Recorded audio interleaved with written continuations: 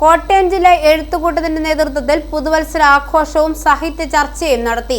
Ettumanoor press club ഹാളിൽ നടന്ന പരിപാടി കവയിത്രി ജയമോൾ വർഗീസ് ഉദ്ഘാടനം ചെയ്തു.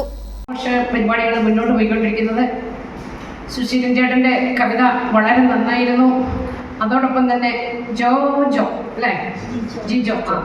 ജിജോയുടെ കവിത ചൊല്ലിയത് ഭയങ്കര സൂപ്പറായിരുന്നു. കാരണം ആ കവിതയുടെ വരികളും കവിതയും തന്നെ ഹൃദയം തൊടുന്ന വരികളാണ്. അത് മനോഹരമായിട്ട് തന്നെ ആലപിച്ചു. അതിനോടൊപ്പം നമ്മുടെ ഫെലിക്സ് പറഞ്ഞ കഥ വളരെ വ്യത്യസ്തമായിട്ട് വളരെ രസകരമായിട്ട് അത് നമുക്ക് ഹൃദയത്തിൽ ഉൾക്കൊണ്ടുകൊണ്ട് ആ രംഗങ്ങൾ കണ്ടുകൊണ്ട് ഭാര്യയും ഭർത്താവും രണ്ട് ജനലരികളായിട്ട് ഇരുന്നുകൊണ്ട് അവരുടെ വ്യത്യസ്തമായിട്ടുള്ള അവരുടെ കാഴ്ചപ്പാടുകൾ. പ്രസിഡന്റ് ചന്ദ്രലേഖ രവീന്ദ്രൻ, സെക്രട്ടറി സുനീഷ് ആചാര്യ, രക്ഷാധികാരി പത്മകുമാരി അമ്മ എന്നിവർ പ്രസംഗിച്ചു.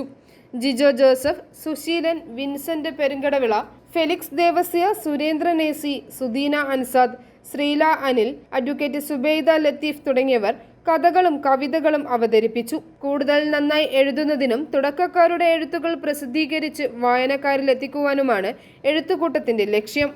ഐ4 ന്യൂസ്, ഏറ്റുമാനൂർ.